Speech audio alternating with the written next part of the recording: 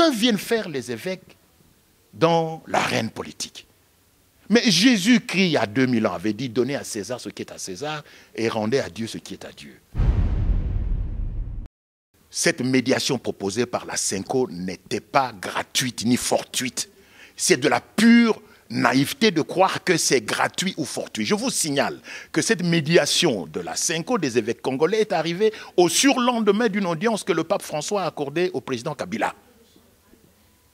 Qu'est-ce qui s'est dit au Vatican? Dans l'organisation des Tutsis, Kabila n'est que le numéro 3. Le numéro 1, le vrai président du Congo, c'est Paul Kagame.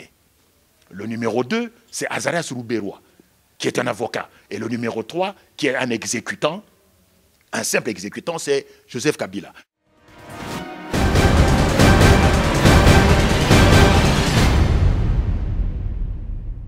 Chers téléspectateurs du micro du Pasteur Bobo, partout où vous êtes, à travers le monde, nous sommes encore dans notre studio qu'on appelle Studio Bleu de Stormbeek-Bever. Nous sommes avec M. Kouébé Kipele, journaliste d'investigation, journaliste de renommée internationale. Si j'ai dit de renommée internationale, donc vous doutez, on dirait que Kouébé Kipele était beaucoup plus local ou Afrique. Est-ce qu'on pourrait vous présenter comme journaliste de renommée internationale? Non, certainement pas. Certainement pas. Je suis plus connu au Congo. Et cette renommée, d'ailleurs, je ne l'ai pas cherchée. Je fais un simple fonctionnaire. Ce que les gens ne comprennent pas, c'est que je travaillais au ministère de l'Information.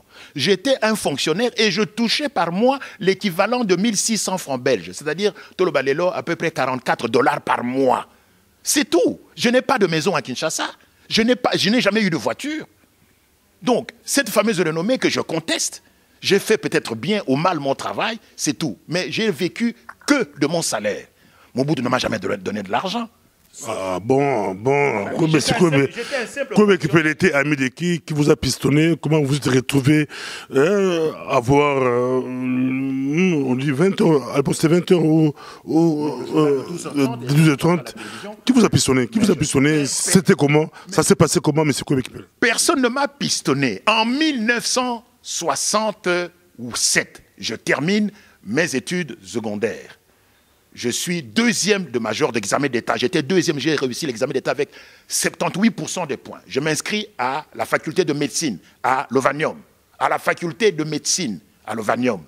Pendant les grandes vacances de 68, je viens travailler comme étudiant à la RTNC. J'avais fait les littéraires, je parlais assez bien français. J'ai terminé mes études secondaires au collège de Saint-Ignace de Kinyati, qui fut un collège très, très célèbre, au même titre que le collège Albert à Kinshasa. Donc je viens travailler à la RTNC pendant les vacances, les grandes vacances. Le ministre me remarque, me dit, Monsieur Kouébé, vous êtes un bon journaliste, vous parlez très bien français, ne retournez plus à l'université, on vous engage. En ce moment-là, je ne connaissais rien du journalisme. J'ai été formé sur le tas. Quelque temps après, je me dispute avec le rédacteur en chef, je quitte le journalisme et je vais en Union soviétique poursuivre la médecine que j'avais commencé déjà à l'université de Kinshasa. En Union soviétique, j'ai fui le froid, je n'en pouvais plus. Et puis c'était un régime communiste. Je rentre au pays en 1973. En 1973, la France organise un concours pour recruter des journalistes. La France organise un concours. On était 258 étudiants, 258 postulants pour 4 places. On a organisé le concours sur l'ensemble du Congo, sur l'ensemble du Zaïre à l'époque. Il y avait 4 places et nous étions 258 personnes qui voulaient obtenir cette place. J'étais parmi les 4. Donc j'ai réussi le concours. Mais il y avait Chilonda Chamulamba, il y avait comment il s'appelle, Kambale Jouakali, et puis un troisième ou un quatrième dont le nom m'échappe. Donc nous sommes partis étudier en France pendant 2 ans, 2 ans et demi. J'ai terminé mes études, je suis rentré en 75 et j'ai commencé ma longue carrière de journaliste. Personne ne m'a pistonné, sinon ce que les gens considèrent à tort ou à raison comme étant la compétence ou l'intelligence, je ne sais pas, je ne me considère pas comme quelqu'un de spécialement intelligent ou compétent. Mais personne ne m'a jamais pistonné. Mon père a travaillé comme sentinelle chez les Blancs, chez les Blancs de Tango. Je suis né à Tango, sur le bord de la rivière Kwilu, sur la rive droite. Mon père ne savait ni lire ni écrire. Qui aurait pu me pistonner? Quelle interview que vous avez faite vous a marqué le plus? Mais l'interview qui m'a le plus marqué, c'est celle que j'ai faite avec M. Andrei Gromyko, l'ancien ministre soviétique des Affaires étrangères. À ma connaissance, je suis le seul journaliste à l'avoir interviewé. Je l'ai interviewé à l'aéroport de Vnukovo, à Moscou. Quand nous sommes partis en 69, en visite officielle avec Justin-Marie Bomboko, à l'époque ministre des Affaires étrangères, nous sommes partis en visite en Union soviétique. Et au moment de quitter l'Union soviétique, alors que M. Gromyko est venu accompagner à l'aéroport son homologue congolais, donc Justin-Marie Bomboko, j'en ai profité pour l'interviewer. C'est la seule interview connue, en tout cas, du ministre soviétique des Affaires étrangères, M. Andrei Gromyko. C'est l'une des interviews qui m'a le plus marqué. La deuxième interview, c'est celle que j'ai réalisée avec le président Mobutu le 24 avril 1990, lors du fameux discours de la démocratisation. Après le discours? Après le discours, oui, dans la pagode. Je lui ai posé des questions dont les gens se souviennent encore aujourd'hui. Je lui ai demandé à quand le procès du MPR. Les gens étaient terrifiés. Les gens n'ont pas compris que je voulais tendre une perche à Mobutu. Si Mobutu avait organisé un procès à charge et à décharge contre lui, sur le MPR et sur tous ceux qui ont géré le MPR, eh bien, nous aurions pu éviter la CNS, qui fut un véritable désastre, et nous aurions pu éviter l'AFDL, qui arrivera plus tard. Donc, je lui ai posé cette question. Le président a très mal pris cette question, très très mal pris. Et il semble que j'aurais été assassiné parce qu'il a envoyé des gens vérifier si moi je ne faisais pas partie d'une cellule quelconque de l'UDPS. Je n'ai jamais assisté à une seule réunion de l'UDPS. Cette question, je l'ai posée parce que je savais qu'il fallait absolument dresser un bilan à charge et à décharge du MPR, qui avait pris le pouvoir par un coup d'État et qui maintenant abandonne le pouvoir politique. On doit savoir s'il a bien géré ou mal géré. C'est tout simplement ça. La deuxième question que j'ai posée au président Mobutu, c'était concernant sa méthode de prendre le pouvoir toujours par des coups d'État. Et même quand il abandonne le pouvoir, c'est encore par un coup d'État. Tout ce qu'il a fait dans sa vie, que ce soit le 12 septembre 1960 contre Lumumba, un coup d'État, le lendemain 13 septembre 1960, un coup d'État contre Joseph Kasavubu, le 24 novembre 1965, un coup d'État contre Évariste Kimba et contre Joseph Kasavubu, n'est-ce pas? Et puis, le 24 avril 1990, quand il abandonne le MPR, quand il abandonne la présidence du MPR et tout ça, c'est encore un coup d'État. Ce n'est jamais sur des textes de loi, ce n'est jamais constitutionnel. Vous pleurez, vous dites coup d'État.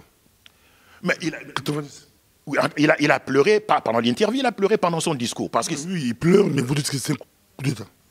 Oui, mais c'est un coup d'État parce qu'on ne peut pas quitter le pouvoir de cette façon. On abandonne, vous abandonnez un bien, vous abandonnez un pouvoir, vous abandonnez un poste, sans... Vous restez quand même.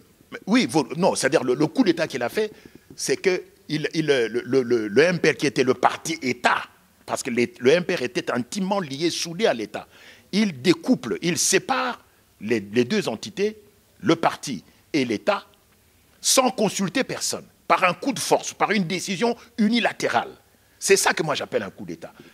Merci beaucoup, M. Kobekipele. Maintenant, entrons dans... Ça, c'était juste une introduction. Maintenant, les accords de la CENCO.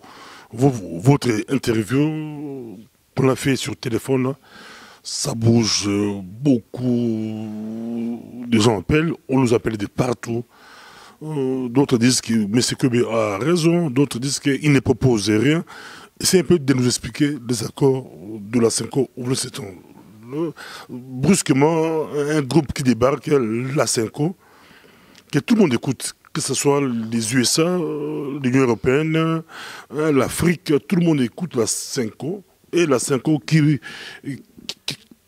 ose même dire à tous les partis en conflit, si vous n'arrivez pas à vous attendre, nous avons un plan B. Monsieur Kobekipele. La CENCO, c'est la conférence épiscopale nationale congolaise. Mais qu'est-ce qu'un évêque? Avant de parler de la CENCO, qu'est-ce qu'un évêque dans l'Église catholique? On l'appelle les princes de l'Église. On les appelle des primats. Un évêque mène un train de vie d'un premier ministre. Au niveau du pouvoir politique, l'évêque se situe au même diapason. C'est un premier ministre dans l'Église catholique. C'est ça un évêque. C'est pour ça qu'il porte des soutanes rouges et une calotte rouge ou pourpre.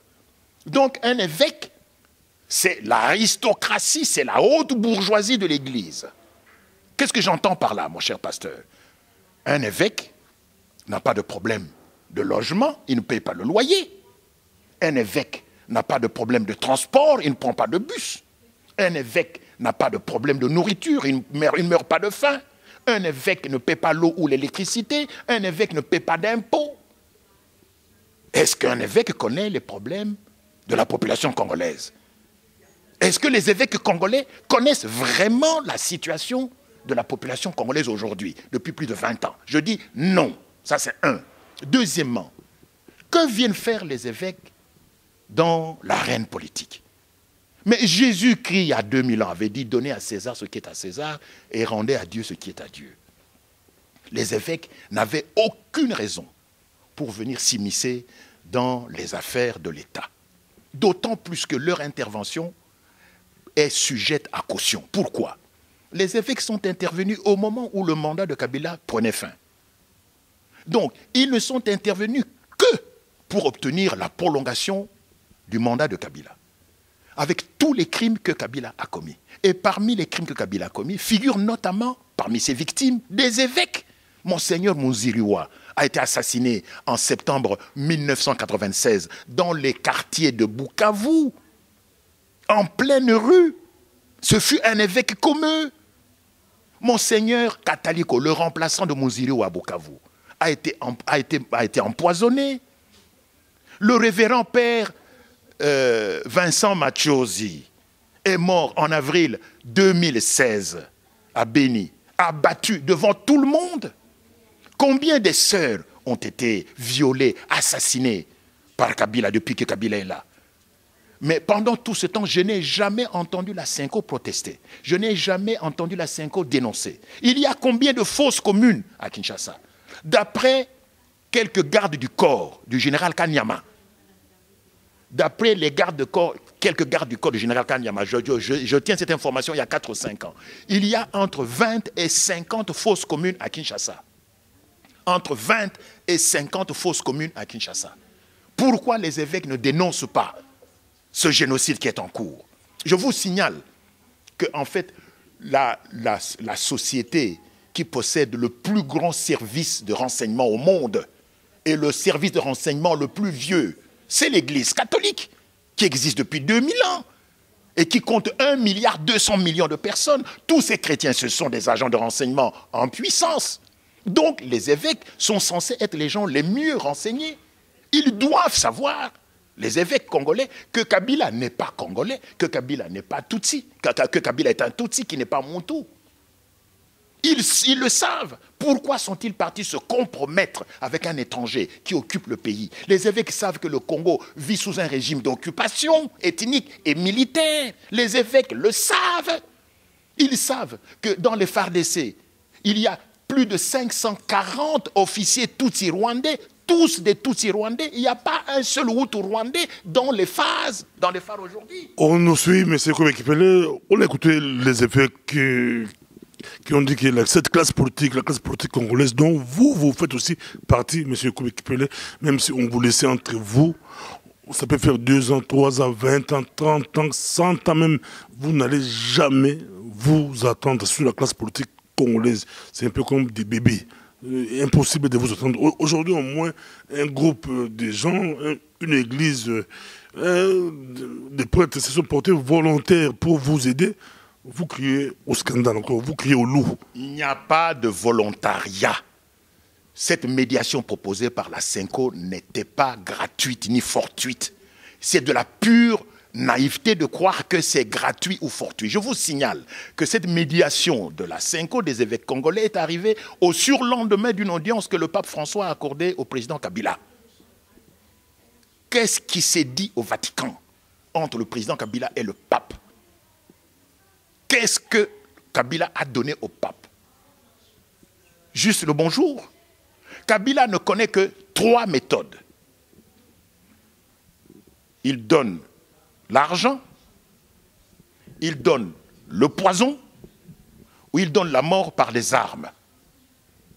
Pour parler en lingala, akolei sayo mbongo, ou bien akolei sayo poison, ou bien akolei sayo massas. Il ne connaît que ces 3 choses, ces 3 méthodes. Dans le cas de la Senko, Alessi Bango Nini. Pas le poison, puisque personne n'est mort. Pas les armes, puisque Toyo Kiteke Babomi Manane avec Mokona Massassi. Il ne reste plus qu'une seule possibilité. Il n'y a pas eu de volontariat. Avec Balobi disent que nous avons voulu éviter un bain de sang pour terminer la crise. D'abord, la crise n'est pas terminée. Elle s'est même approfondie, elle s'est même aggravée. Parce que Kabila, Azana Mayel était. Kabila n'a pas terminé l'école, même pas l'école primaire. Ndenge Nini, quelqu'un qui n'a même pas un niveau d'école primaire, tient le pays depuis plus de 15 ans.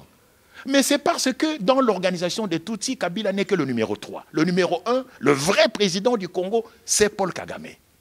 Le numéro 2, c'est Azarias Ruberwa, qui est un avocat. Et le numéro 3, qui est un exécutant, un simple exécutant, c'est Joseph Kabila. Joseph Kabila, pourquoi l'a-t-on choisi là-bas? Parce que c'est un tueur psychopathe. Il ne sait que tuer. Il ne sait faire rien d'autre que tuer. Et comme Bango Balingi Babotra Bissoma Belé, comme ils veulent s'emparer de notre pays, comme ils veulent bacaniser le pays, ils doivent d'abord éliminer les propriétaires. Si vous voulez vous emparer de la maison de quelqu'un, vous devez d'abord le tuer ou le chasser. C'est ce qu'ils font. Ils nous ont chassés à Walikale, dans le territoire du Walikale. Ils nous ont chassés dans le territoire de Massissi, à Beni, à Lubero, à Rutshuru, à Butembo, partout. C'est ça l'opération d'épuration ethnique menée d'abord par la milice du Tutsi, Laurent Kunda Batouare. Depuis mars 2007, ils ont pratiqué l'épuration ethnique, suivi par le M23 qui est en fait une milice de Joseph Kabila. Je tiens cela d'un major, comme on a eu le major Mwali Mutambwe, qui vit à Londres, qui m'a dit ceci, Kulutu Kwebe. Le M23, c'est la milice de qui? C'est la milice de Joseph Kabila. C'est lui qui arme cette milice, c'est lui qui donne les uniformes, c'est lui qui donne la solde. Merci beaucoup. Ce n'est pas fini. Non, pas seulement là-bas, on continue à équiper les, mais c'est que équiper les. Ils ont la voix, on voit rock, on voit ce qui, c'est comment, voix comme équiper les, ça d'abord, il y a que je fais beaucoup de sport. Et Zali voit et où t'es pas papa Nangai. Papa, mon père était un grand débatteur, il y avait procès, il y avait indigène, il y avait cour des tribunaux, il y avait indigène. Il avait une voix extraordinaire. À Tangate, mais il a fini par lire et écrire, par certains autodidactes. Autodidacte, mais à la fin, ce qui est extraordinaire. Et puis surtout, il est parvenu à nous envoyer à l'école, avec les pauvres moyens dont il disposait. Donc, Nani Makambu Yasenko, évêque Yasenko va commettre un acte de très haute trahison. C'est un péché qui crie vengeance au ciel. C'est un péché impardonnable. Ce que les évêques au Congo ont fait, ils ont commis un crime qui crie vengeance au ciel. Mais c'est cool, avant la vengeance au baquet, la crise s'aggravait encore et s'empirait encore tant que l'évêque pousse dans la vers solution. La crise s'empirait comment? Maintenant qu'on s'expliquait, la crise s'empirait comment? Pour un dialogue, il y a Bango, on dirait, progresser à la progresser. La crise a empiré Ndengenini. Et empiré parce que mon Kabila a l'ingité crise ici là. Ce qui crise ici, hein? Les Congolais comment on a clair. Maintenant les Congolais vont s'occuper de lui. Crise aussi la tête pour Nanine. Pour y a Nomaki Sami Badibanga comme premier ministre. OK? Bon, évêque dans la médiation de Bango. Est-ce que Balobi Sami Badibanga a la sous premier ministre? Balobi il faut Sami Badibanga a le premier ministre. Est-ce que Sami Badibanga a ndimi kolonga na musalawana à Boyi? Sikoyo Balobi d'après évêque que Moutaouza le premier ministre en remplacement de Sami Badibanga qui ne veut pas partir, Ezali Nani, Ezali Félix Tshisekedi. OK? Bon. Mais Félix Tshisekedi a le premier ministre. Est-ce que Boyebi n'a qu'à primature? Il n'y a plus rien. N'a qu'à primature, il n'y a plus de pouvoir. Tout a été vidé. Ezali Libanzi à Kamundele. Fonction, il y a premier ministre, il y a transition. Ezali Nati na mon côté, Azana pouvoir mon côté, Azana mbongo te. Mbongo nyonso, ba source nyonso, ba recette à l'État. Kabila pesa bango na bandeko na ye. Na ba entreprise d'État. Bisika binso, oyo place mbongo e bimaka. Kabila a botolo ango, asi a pesa ango bat mususu. Le premier ministre n'est qu'une simple étiquette, une simple vitrine. Osomona. On a dit crise était. Crise yango on a été. Et maintenant, c'est une ayebi yango. Parce que Kabila a condimaté que Azongisa pouvoir na kata maboka premier ministre. Donc maintenant et nani Félix Tshisekedi se rend compte que primature bazwa ko pesa ye bazwa ko wela na kati kuna eloko e ité. Il n'y a rien, il n'y a pas de pouvoir. C'est pas une crise ça. Si yo entre ye na Kabila, il faut Kabila Azongisa pouvoir na primature Kabila condimaté. Après ça pouvoir na Tshisekedi comme ça ça les coups d'état. Jamais. Mais il y a un blocage. Qui est le premier ministre actuellement d'après vous? Nani. Depuis que évêque Bassi si qui médiation na bango. Et ça va aller de mal en pis. Dans le même temps, lobby au M23, milice na ye rébellion na ye bani lisusu. Qui est derrière le M23? C'est Kabila. On est allé crise lisusu te. Mais nous sommes en pleine crise. Et cette crise profite à Kabila. Pourquoi? Parce que Kabila avait besoin d'un crédit de temps. Azaki n'a besoin, il y a tango, il y a semaine, il y a sanza. Pour assurer sa moussala na est, pour na nini, pour assurer sa dispositif na ye ya kuboto la biso ma belé na Kivu. AFDL, tout bayaki na mboka na biso te bandeko na ngai, bayaki te pour na pouvoir, bayaki pour na kuboto la biso ma belé. Tshisekedi wa Mulumba kuluto Etienne il faut yeba yango basango ya beveki ya senko il faut pas yeba makambo wana batuti bayaki na Congo pona ko boto la biso mabele bayaki te pona pouvoir sikoyo temps na bango po ba boto la biso mabele e koki omoni balingaki ba nommé Azara Ruberwa ministre de la décentralisation elingolo banini comment ça na kati ya transition c'est pas nommé tout balingalo Naïbité a pas nommé, mais c'est ça. C'est quoi, Azam ministre de la décentralisation? Bon, mais Azam, mais na kati ya transition, décentralisation, il y a nini.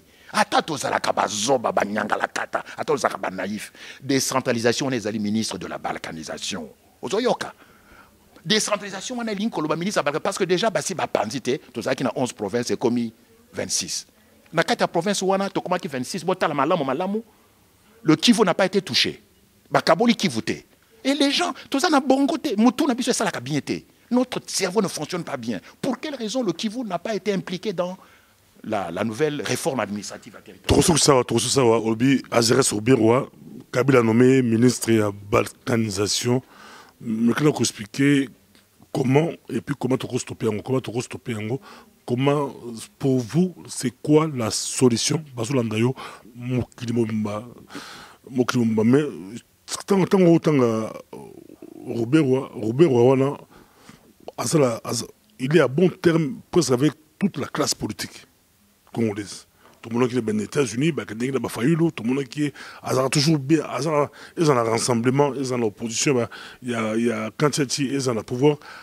Entré par tous les juristes, l'avocat, le juriste, ministre de la balkanisation. Et puis, solution, sur la solution, c'est un coup qui peut aller au hasard presque consultant dans un PBTV international. Il y a un consultant de temps à autre, je crois, à DKK, à éclairer Bisson. Peut-être à contre-courant, oui, à contre-courant pour mutu esenga pe ba ngise ba sekwe yango poto comprendre évidemment pour ce qui a le but de yozo kanisa o comprendre te azoloba ningi yozo kanisa te pour afungola mutu afungola omisu mais c'est comme Azarès Ruberwa azali motuti ye azali motuti asala rébellion na ye milice na ye comme nango RCD Goma asala ka gouvernement na ye déjà na Goma ko e bandi lelo te bino boye biango milice na ye oyo RCD Goma esala ki gouvernement. Et ça qui gouvernement, c'est-à-dire, à ça qui déjà est en na Kivu. Mais Simba quitté. RCD Goma, ça qui capitale, il y a un mouvement naïe, boye biango. Donc ce que moi je dis ici, nazo boka lokutate, RCD Goma, ça qui basé na Goma. Pour Goma, ezali nini chef lieu capital ya mabele balinko sala, Tutiland, bazo bengango soki République de Virunga, soki République des Grands Lacs. Donc déjà assis à Pona Goma comme capitale ya mboka wana RCD Goma kombo ya mouvement na ye ça c'est un de deux milice na ye ya RCD Goma ba panza yango te bo mitu la kate pona nini ya zalaka vice président na ye na Zaidi Ngoma na Zaras na Abdoulaye Yerodia na Jean-Pierre Bemba bazaka ba vice président miné après ba accord ya Sun City en Afrique du Sud Azarès Ruberwa atikala na milice na yeti lelo oyo ezali na wapi na Kingabwa na limete Zaidi Ngoma à Koufa. Ok? Hors jeu. Yerodia, peut-être à Zonganaye, na Sénégal, et pas Mboga. Jean-Pierre Bemba, Azana Boloko.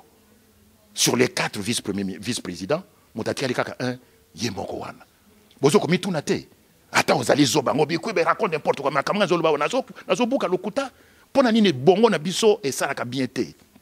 Je répète, sur les 4 vice-présidents, au Baoutaka na dialogue à Sun City, na 2002, Azara Suruberwa, ye mokaka tikala na milice na ye pe lelo ba nommé ministre de la décentralisation. Kaka ye moko. Azali pe motuti lokola nani, lokola Joseph Kabila. Zaidi Ngoma akufa. Yerodi Abdoulaye ayoka na lisusu peut-être azonga na Sénégal. Jean-Pierre Bemba milice na ye MLC ba panzango ye moka za na boloko na wapi na la na Hollande.